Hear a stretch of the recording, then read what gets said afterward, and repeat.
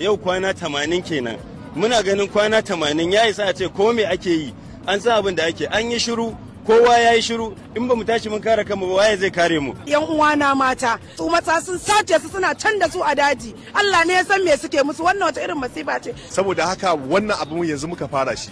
Ba za mu daina ba har sai an dawo mana da wa'annan. Magana ce ta 'yan mata da abubuwan da suke faruwa a arewacin Najeriya.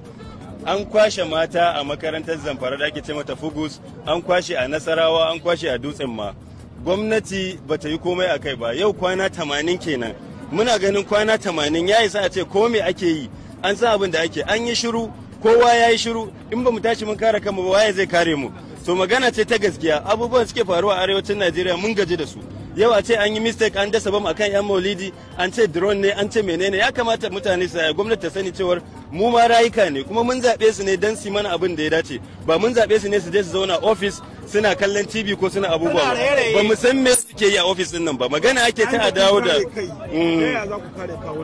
ta yadda za mu sauke su, magana ake ta ofisoshin su, abin da yasa suke wannan abin dan suna wayannan position din ne, mu muka zaɓe su, saboda haka magana ce ta duk wanda ba zai kare mu ba shi da amfani a wajen mu. Wallahi kowace jam'iyya yake sai mun sauke shi.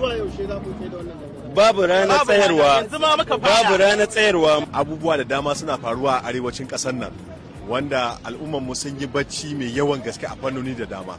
Sai muka ga lokaci yayi da ya kamata, babu wani wanda zai zo ya gyara mana wannan al'amari. Haƙƙinmu ne da ya kamata, idan kana ganin kaman jifa ne ya wuce kanka, to jifan yanzu dawowa yake ya same ka taƙiya. Saboda haka wannan abin da muke yi, kanmu muke yi wa, 'yan uwanmu muke yi wa, barayinmu muke yi wa, addininmu muke yi wa, 'yan uwanmu muke yi wa. Saboda haka wannan abin yanzu muka fara shi, ba za mu daina ba har sai an dawo mana da wa'annan. Kai imajinin iyayen yaran nan, kana da 'ya ka yi mata tarbiyya tun tana karama, ta kai matakin jami'a, tana tare da wa'ancan masu halin dabbobi a cikin daji tsawon kwana 60 saboda shugabanninmu babu 'ya'yansu, malamanmu babu 'ya'yansu, sarakunanmu babu 'ya'yansu, babu wani wanda yake iya yin magana da muryar a arewacin Najeriya. Saboda haka tunda babu wanda zai yi, dole za mu tashi domin mu yi, domin mutuncin kanmu, domin kare rayuwarmu, domin kare al'adarmu, domin kare yankinmu. Yan uwana mata, cikakkutun batsatsu mata sun sace su suna can da su a daji. Allah ne ya san me suke musu, wannan wata irin masifa ce. Mun zaɓi shugabannin ƙasa domin su agaza masu na su tallafa mana. Ga wahalar da muke ciki, an kame ɗaliban makaranta, nema ake ma a halakar da su, tunda an yi a fito da su, an ƙi a sake su, wannan wata irin masifa ce. Ina kira da dukkanin matasa 'yan uwanmu da su fito wannan kungiya ta Arewa mu farka, mi adiresin din wannan abu ya tsaya iya haka, saboda gobe ba mu san ina abun nan zai tsaya ba.